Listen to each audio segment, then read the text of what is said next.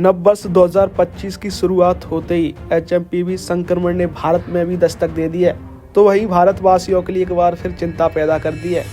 बता दें कि देश में अब तक 741 लोगों की जांच की गई है, जिसमें से 5 मामलों की पुष्टि हुई है। अब तक भारत में 5 मामले सामने आए हैं। संक्रमण के खतरे की आशंका के बीच केंद्रीय स्वास्थ्य मंत्री जेपी नड्डा का बयान सामने आया है। चलिए सुनवाते हैं एचएमपीवी को लेकर क्या कुछ बोले हैं स्वास्थ्य मंत्री जेपी नड्डा। हेल्थ एक्सपर्ट्स ने एचएमपीवी वायरस के बारे में यह स्पष्ट किया है कि यह वायरस कोई नया वायरस नहीं है। इसकी पहचान सबसे पहले वर्ष 2001 में हुई थी और कई वर्षों से ये विश्व भर में फैल रहा है। एचएमपीवी वायरस एक ऐसा वायरस है जो हवा के जरिए सांस लेते समय एक दूसरे में फैलता है।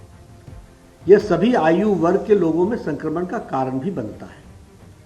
यह विशेष रूप से सर्दी और बसंत के मौसम के शुरुआती महीनों में अधिक देखा जाता है।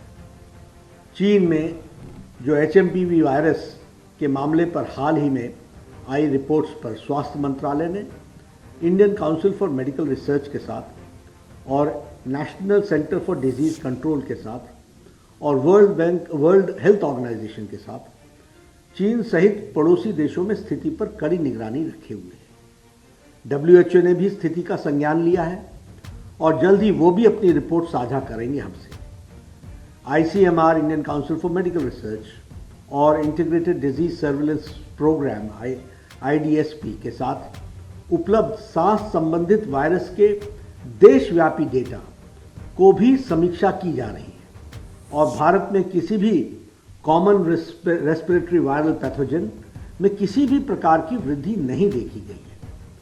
DGHS की अध्यक्षता में जॉइंट मॉनिटरिंग ग्रुप की बैठक 4 जनवरी को आयोजित की गई थी और स्थिति का जायजा लिया गया है।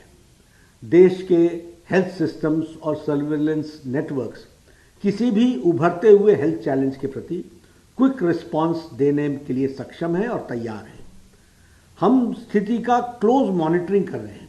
हम स्थिति का बहुत नज़दीकी से जायजा ले रहे हैं और हम ये कह सकते हैं कि हमें चिंता का कोई कारण नहीं होना चाहिए। स्वास्थ्य विभाग इन सारी बातों पर नजर रखे हुए है।